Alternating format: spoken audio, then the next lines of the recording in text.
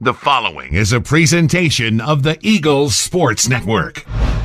Carson-Newman wins the series finale to stay unbeaten, now at 10-0 after a 7-6 win over Emory and Henry. Andrew Rogers here with the head coach, Tom Griffin, for the Eagles Sports Network. Coach, what a win this was. Trailed 4-0 early in the game. And much of this season, much of this start, a 9-0 start, had come with early offense, good leads, good pitching early on. Different story today. Ian H. scores 4 runs early, led 5-0, but then your offense came alive when it needed to. With 7 runs in the 6th and 7th innings combined. Eli Norris slams the door. Find a way to win in this one. Yeah. Walk me through your emotions going through this game, coaching through a game where you didn't have a base runner through the first 5 innings. No, well, first of all, so much credit to the young man who started for them, man. He was outstanding. No hitter through like 5-6 innings right there. It was a great job. I thought he had great location on all 3 of his pitches. He mixed it well, and he was confident on the mound. He gave them confidence. Their defense played well behind him. And then, big 2-run homer, and there was a lot of energy on their side. And you can get very frustrated, and then it's a freebie game. And, unfortunately, Angel, didn't have his best stuff, but credit to them. They did a good job on him falling behind and then doing damage on his fastball. And Angel wasn't his best, but you got to give credit to hitters, too, and they did a good job. But I thought, and we talked about it earlier this week as well, like just one pitch at a time, just stay with things. You got to keep it within reach. You never know what's going to happen. We knew the wind was blowing out, so we knew it was going to cause some havoc somehow, some way. We were just making too many mistakes. More walks, hit by pitches, some mental mistakes we had that we hadn't had all year, which in a way is good because we had those, and yet we still found a way to come back. So as a coach, that's really promising to have the mental mistakes and the freebies and yet still get in the game and then get some big hits. Ryan Bolton off the bench gave us that jolt, getting on base with the walk, and he had the big hit, and Floyd making some adjustments at the plate, and then obviously then they allowed us to have a couple freebies, which got everything back in the game. But it was a action-packed game, a lot of emotion, a lot of stuff going on that we have to be in games like that to learn how to handle staying within ourselves. Don't get into the chirpy. Don't get in the, guy gets out, you got to chirp him over there. Just you play, you encourage each other, you play the game with enthusiasm, but you don't have to sit there and bark. And when you get hit, what a pitch. You don't have to stare at the guy. You're not trying to hit a guy who, 3-2 count, 2 out. You got to kind of feel and have a feel for the game, man. Yeah. Getting hit after a guy hits a home run, all right, that was personal. 3-2, third base, guy hitting, like, we're not trying to hit you, and then you want to stay, like, all right, whatever. I don't understand it. I don't understand it. Why that's got to be that way. Because it never used to be that way a lot of times. You got guys that aren't playing. They got to sit there, chirp and bark. It's like, I don't get it. But anyway, go ahead. Ryan Bolton, you talked about him, but he was your first substitution there in that 6th inning.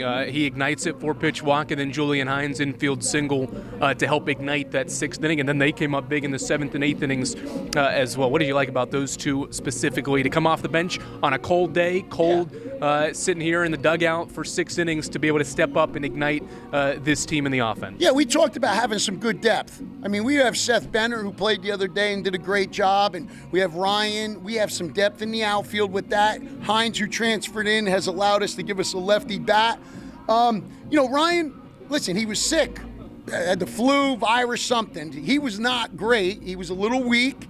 He was able to practice yesterday, but you could tell, he's still struggling with it. But Ryan's a competitive guy, and we kind of felt like with the pitcher on the mound, it fit his swing path. He's a guy that's going to be a little more inside out. He's going to, more balls will be down the right field line. And where this guy was throwing more middle away with the slider, we felt that was a good matchup. And Hines has done a good job, we've seen early, of having great plate zone discipline and hand-eye coordination. He seems to put, I know he had a strikeout, but he puts balls in play. And he's a confident kid as well. So great job there. I thought Frankie did a great job there at the end with the throw. Nick called a good game. And by the way, how much credit to Cooper coming in relief, Salico, Surratt, and then Eli. What a great job by the bullpen. Yeah, you mentioned that bullpen. What impressed you the most about those individuals? Had to navigate some tough defense, some errors. You commit 3 in this game, but navigated those situations and limited E&H's offense to just 2 runs after those 4 they scored in the first 2 innings. What impressed you the most about the collective group you got from your bullpen? Well, listen, you have to have short memory as a pitcher and as a baseball player. You can't, dwell on things that aren't going well or what happened because you got another pitch to make. If someone makes an error, so what, now what? You still got to deliver the pitch. We look at it this way. If a guy gets on, now you got a double play in order. So it's how your mentality, it's your mindset to it. And we talked this morning in chapel about the same thing. What's our passion like? What are we doing to help others? How can we serve others? Well, that's another way you do it. Someone makes an error, you look at him like, hey, get this next one. And that's what they did. They made some big pitches. They picked each other up in different ways. I liked how we got guys to come in during a batter, because I think it's very difficult for a batter. You see 3-4 pitches, and here comes a guy with a whole different either left side or just a different angle, and I think that helps a lot too, but you got to be able to be in the strike zone. So they were. How good does this start feel? Your team has continued on the program's best start to a season in the program's modern history. With the win today, you've matched the best home start in program history that was achieved in 1993. This team's done a lot of good things to start the year. What do you sum up the most? What summarizes this team's incredible start to the year and how you continue to do that in finding different ways to win games? Yeah, a lot better than the other alternative being undefeated. Of course. Positive reaction. Positive reaction. Yeah, it's great.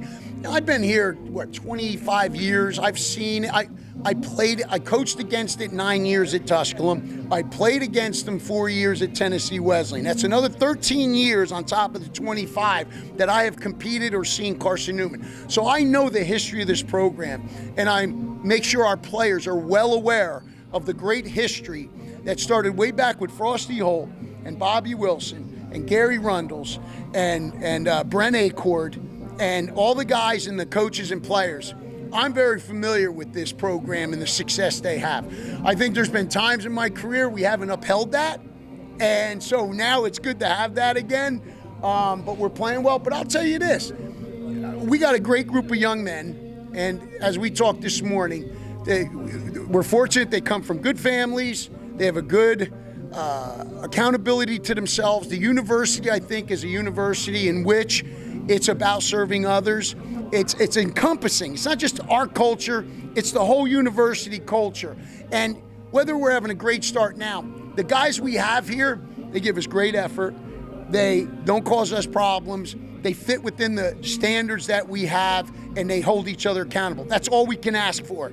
And we've been fortunate to have great players and leaders and assistant coaches to make sure that this is the standard that we're going to uphold on the field and off the field. So I love the record, don't get me wrong, but every year I have been very fortunate and blessed by God to have the group of young men and people around to make this program what it is. All right, Coach, congrats on another victory and a series sweep to start conference play. Thank you, brother. Appreciate you. That's Carson-Newman baseball head coach Tom Griffin. I'm Andrew Rogers here on the Eagle Sports Network.